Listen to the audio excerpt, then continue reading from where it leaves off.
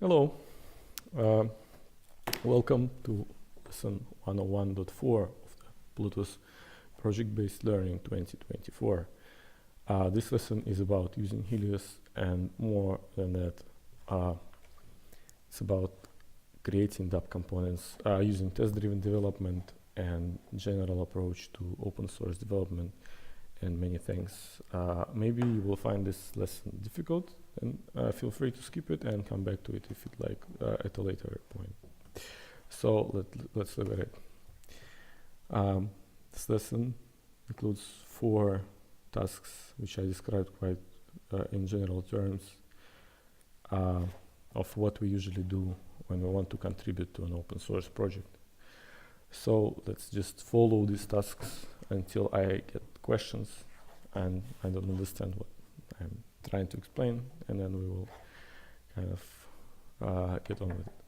So first thing is to clone the repository and actually to study it. Here is the zip repository that we created a while ago. It is a template repository. What is a template repository? You can read here. It's not an official template registered with GitHub, but we use it this way anyway.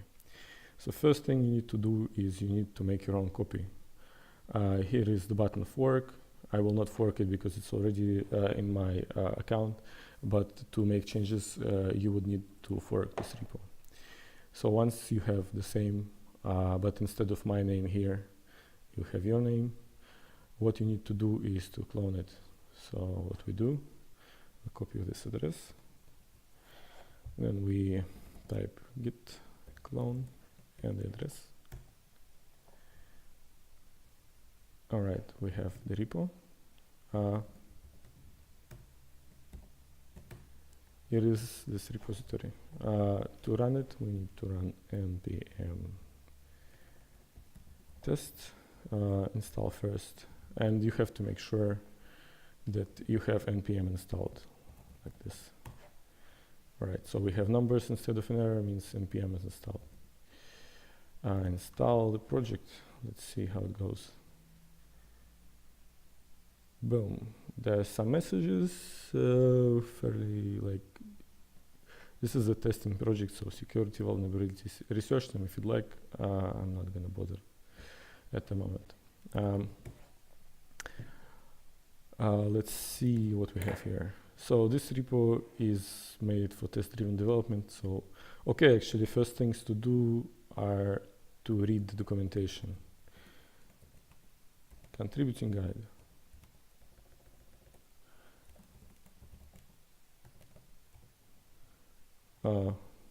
Pretty minimal. It repeats actually what I said in the lesson. README again repeats the contributing guide in the beginning, and pretty much the best thing about README is that it gives you an overview of the architecture of the project. Here is your user test. We will see it in a moment. So yeah, it tells you what to do with the project, tells you how you can use it, gives you an overview of the architecture, so which file refers to which file and what processes go, and gives you references to the tooling that is used. I recommend that you check out this book, maybe this book, and these repositories give you the code which will be necessary for you to accomplish the task. Big thanks to all these people who helped us develop this project. So the README tells us that first thing we need to do, like not the first, but next thing we need to do is to test the project. All right, so we have some things that are not done. One test is skip, one test is to do. And overall, we have no failures with the tests. This is good. Let's now see what we have to do next. All right. So we forked the project. We cloned it to our computer. We tested it. It works. No errors. Now we need to read the task that actually is our task as a developer. Here is the issue, which describes in not enough detail, but in some detail, what you need to do to build the faucet dApp component. So one of the things to understand is that smart contract and dApp are not the same thing, and dApp is a system and smart contract is a piece of it, and that's why actually building dApps is much more difficult than just compiling smart contracts, the other things that you did in this section.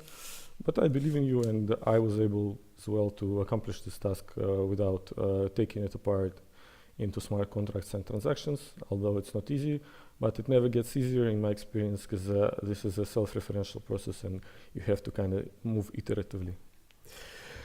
All right, so moving on. Let's see what we actually have to do. If you look at the project structure,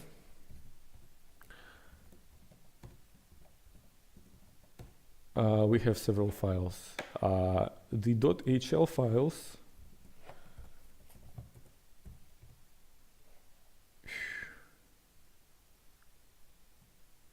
okay.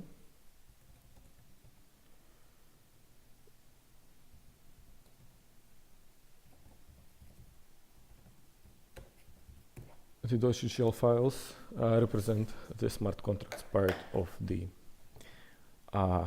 application.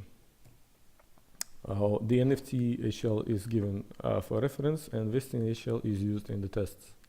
So actually what you will have to do to look at the tests and to see how the tests work, how they refer to the vesting.hl contract, and how they use it, and what happens in order to build the faucet validator that you need. Then we have two transaction files. In particular, working with this repository, you usually need this folder. So in this folder, we have a template test, which what it does. Oh, so many errors. Why? Strange, but I believe there's something wrong with my wow.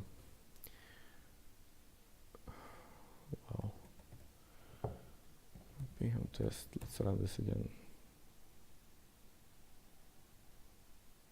All right. So the tests are passing. That means just the problem is with my language server. So we may just ignore this for now. All right. So let's see. Tests template. This test creates the emulator. If we read the lesson or our specification, first thing is to create the bank. So we don't work with the live chain here, even we don't work with the pre-prod chain. We work in this lesson with the emulator. It's much quicker. You don't need a wallet. You don't need to click. Everything you do is you just write code and test it. But this comes to the idea of how we build tests to make things happen. And this we can study in this. For example, let's see the whole tests for the vesting contract, which I developed before. And let's see how you can use it in order to develop the faucet contract. So what happens in our tests, this section before each is setting the program's world.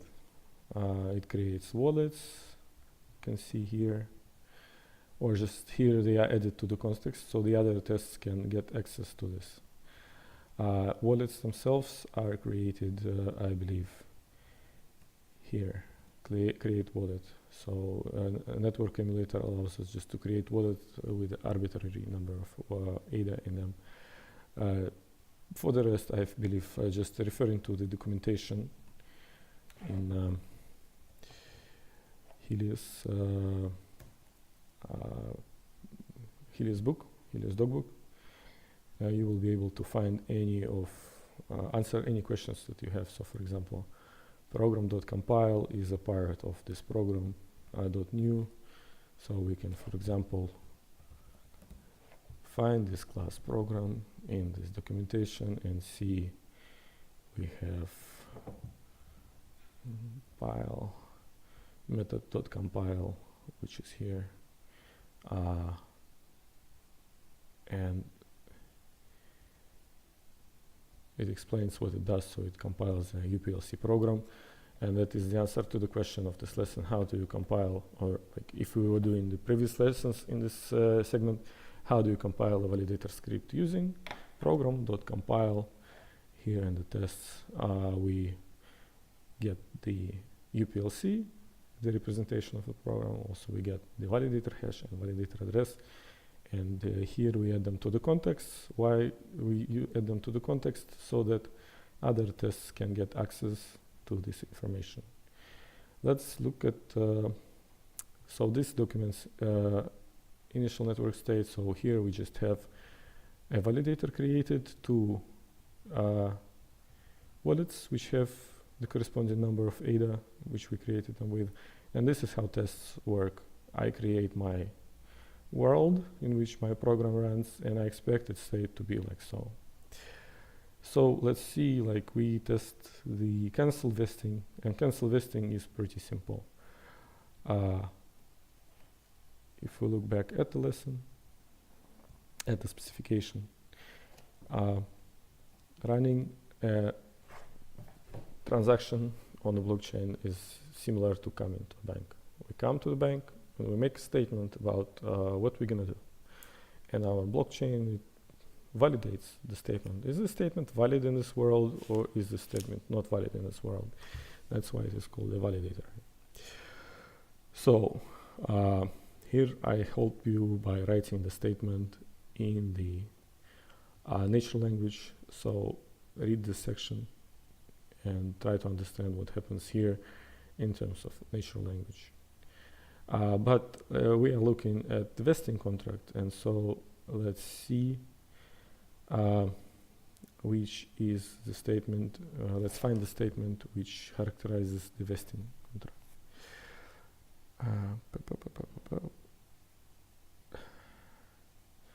We don't have it here. Anyway, let's just write this down.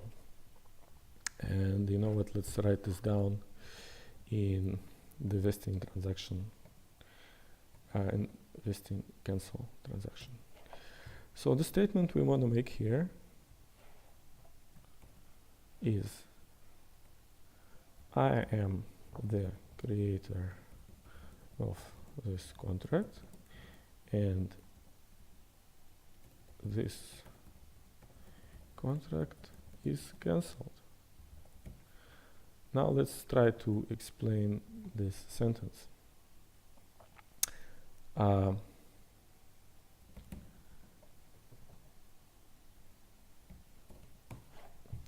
So again, reading this section will help you understand what I mean.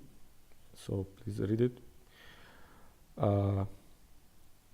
In particular, our statement that we're making is broken down into several pieces. The first piece of the statement is the redeemer. And the role of the redeemer is to have one or several statements. So here we have two statements. One is cancel, which can be spelled as I am the creator of this contract, and I cancel it. And the claim is I am the fiduciary of this contract, and I am now the owner of the assets.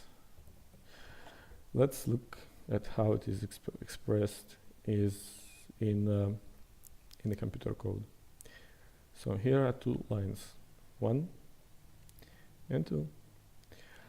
I am the creator of this contract, and this is exactly as what this slide says. Check that the owner signed the transaction.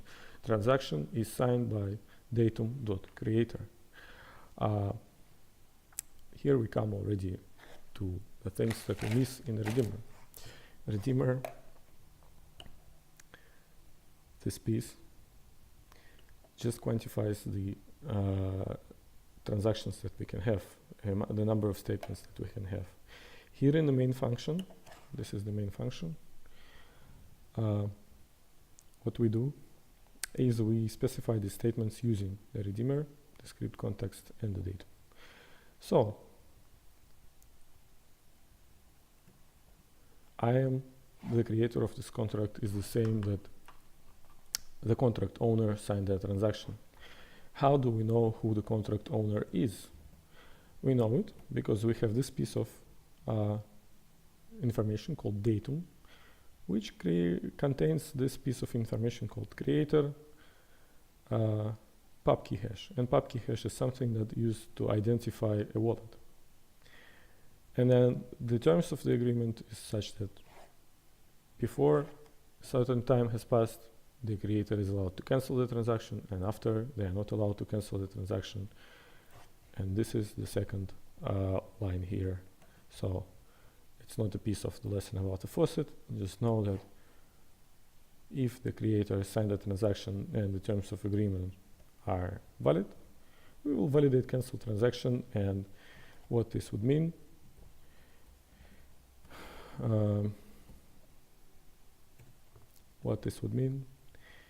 is that the transaction will have outputs going to the owner address. So everything that was in the smart contract now belongs not to the smart contract, but to the owner. Let's see how it works with the faucet. In the faucet, I actually don't know how it works.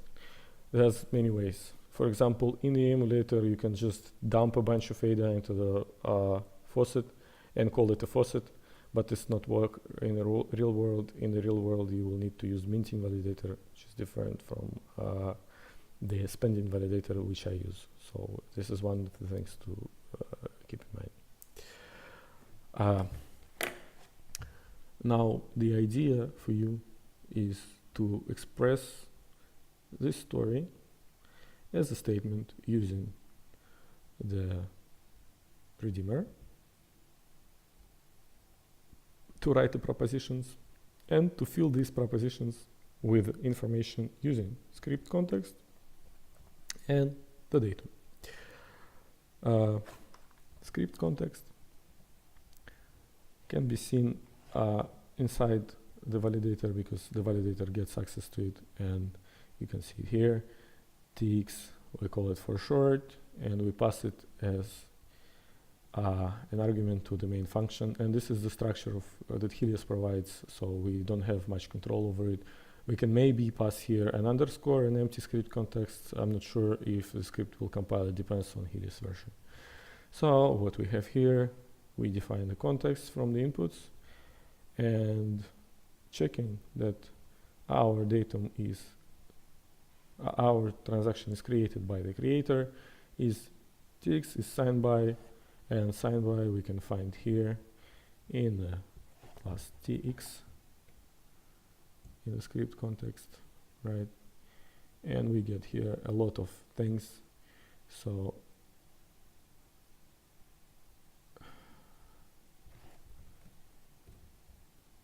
signed by returns true if the transaction is signed by the given pub key hash. So this code transforms the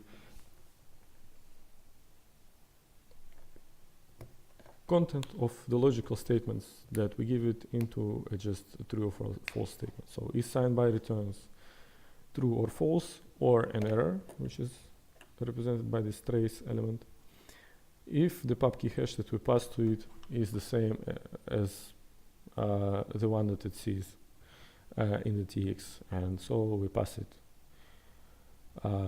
the pub key hash.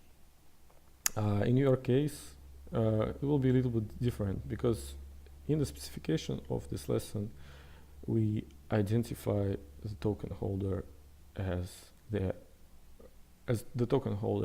person who is able to withdraw the funds.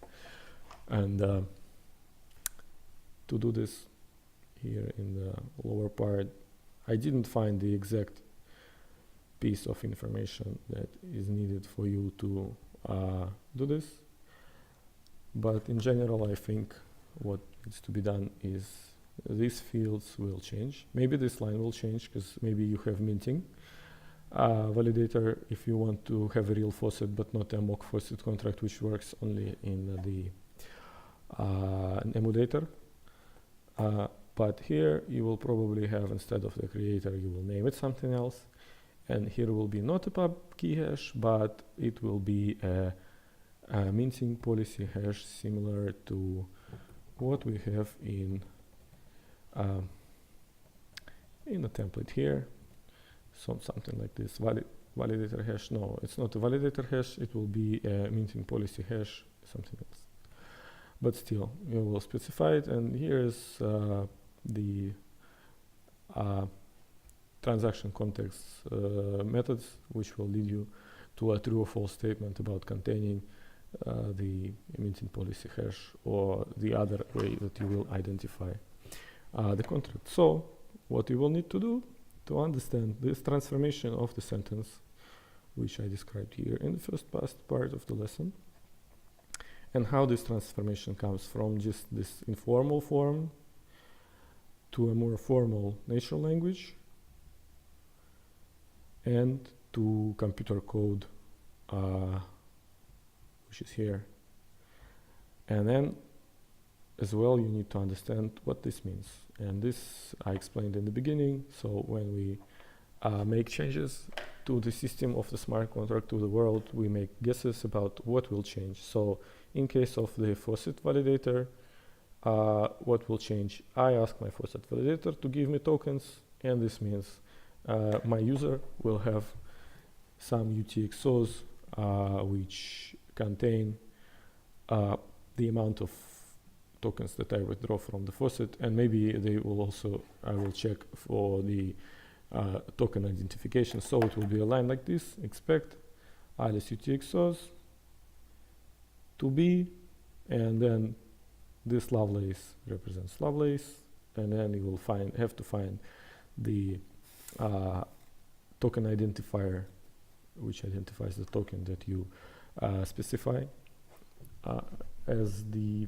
PBL contributor token here. And then hopefully, if everything goes right, your wallet will have the token back if you specify it in the contract or like in your transaction, and it will have the number of the token that you minted also in your wallet. But this is not all, because working in the tests is much simpler and much more convenient, but you will have to adapt, iterate, and improve. So if, for example, you want to have this contract in the pre-prod, it will have to conform to certain things. You won't be able to just dump tokens into it, or actually you will if you have TADA, but this is not exactly maybe the token, the faucet contract. Depends on your definition.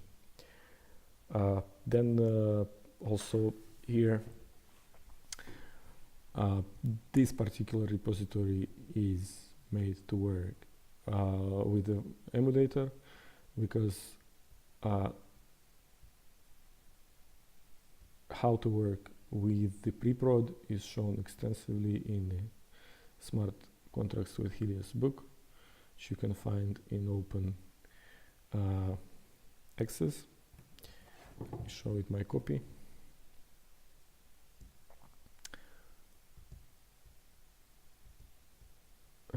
Smart Contracts with Helios.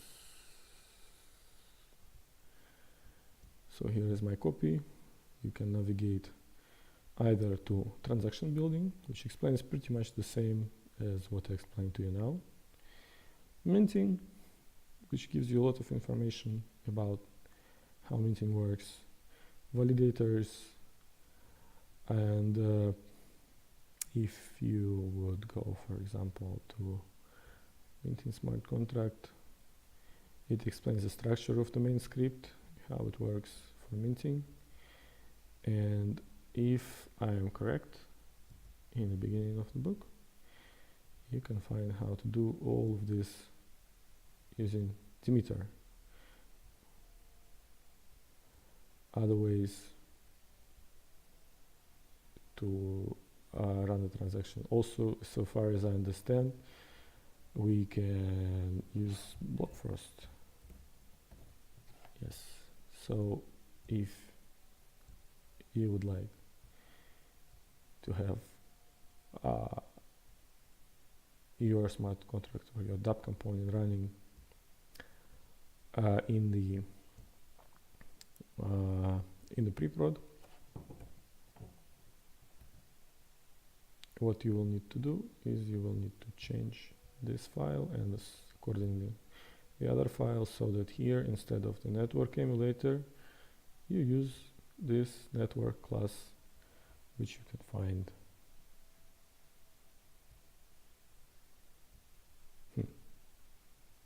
here. Yeah, so here are the ways to interface with the network using Helios. You can choose any of them. If you would like to use a wallet to run your transactions, or yeah, well, there's quite a few ways, and creating a front end, integrating the code that they develop here in the form of transactions, and the usually what you put in the source folder,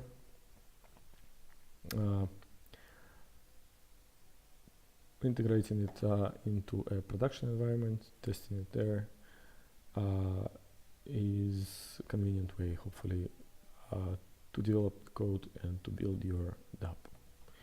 And with that, the lesson is already 26 minutes and it's just pretty long, so let's stop here, and I hope you ask questions at Gimbalabs.